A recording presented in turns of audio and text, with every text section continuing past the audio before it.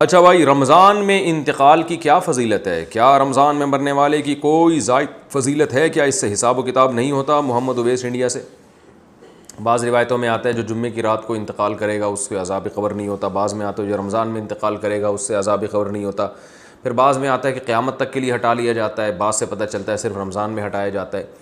لیکن اس بارے میں جتنی روایتیں سب ضعیف ہیں اور بہت زیادہ ضعیف ہیں، تھوڑی بہت ضعیف بھی نہیں ہیں۔ تو بعض علماء نے دیکھا کہ چلو روایتیں ہیں، اللہ کی رحمت سے امید کی جا سکتی ہے کہ بخشش ہو جائے گی، لیکن حقیقت جو ہے نا دلائل کی قوت کی روح سے ان روایتوں میں جان نہیں ہے۔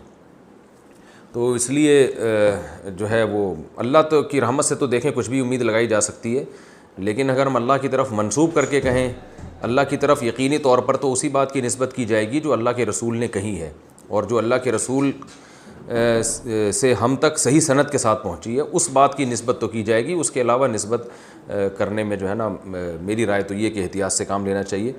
البتہ یہ ضرور ہے کہ جو بھی مقدس جگہیں ہوں، مقدس مقامات ہوں، تو ان مقدس جگہیں اور ان مقدس مقامات میں موت کی ویسے ہی ایک فضیلت ہے۔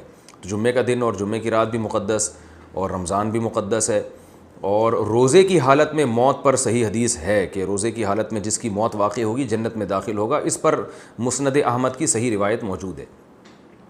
تو اور رمضان میں اگر کوئی کسی کی موت واقع ہوتی ہے تو ہم اللہ کی رحمت سے امید کر سکتے ہیں کہ اس پر رحمت زیادہ ہوگی، جیسے مدینہ میں موت ہے، مکہ میں موت ہے، یا جنت البقیع میں دفن ہونا، یہ سب فضیلت والی چیزیں تو اللہ کی رحمت سے امید کی جا سکتی ہے۔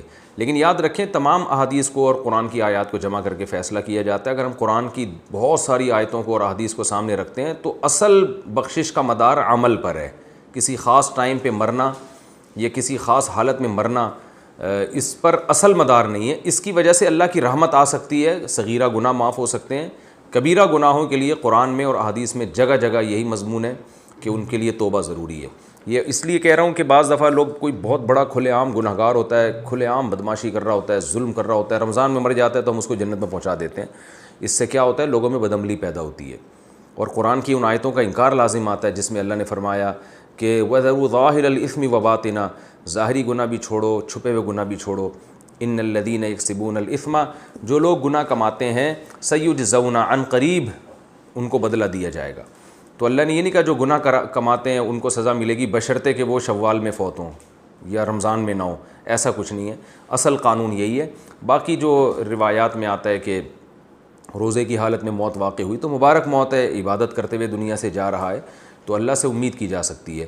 لیکن اصول اور ضابطہ بہرحال یہی ہے کہ جب تک گناہوں سے توبہ نہیں کرے گا بخشش نہیں ہوگی۔ تو اس میں صغیرہ گناہ مراد ہوتے ہیں۔ دخل الجنہ کا مطلب یہ کہ اس کے اگر صغیرہ گناہ جو بہت کثرت سے تھے، رکاوٹ بن رہے تھے، تو اللہ اس کو صغیرہ گناہوں کو معاف کر کے جنت میں داخل کر دے گا، یہ اللہ سے امید ہے۔ تو خلاصہ یہ نکلا کہ روزے کی حالت میں موت اگر ہوتی ہے تو اس کی فضیلت تو صحیح حدیث میں واقع ہوئی ہے۔ خاص رمضان میں موت واقع ہونا یا جمعے کی رات کو موت واقع ہونا، اس کی فضیلت کسی صحیح حدیث میں نہیں ہے، نہ لیلۃ القدر میں موت کی فضیلت کسی صحیح حدیث میں ہے۔ لیکن یہ ویسے شریعت میں ایک بات ثابت ہے کہ فضیلت والے دن یا فضیلت والی رات میں انتقال میں اللہ کی رحمت کی امید کی جا سکتی ہے۔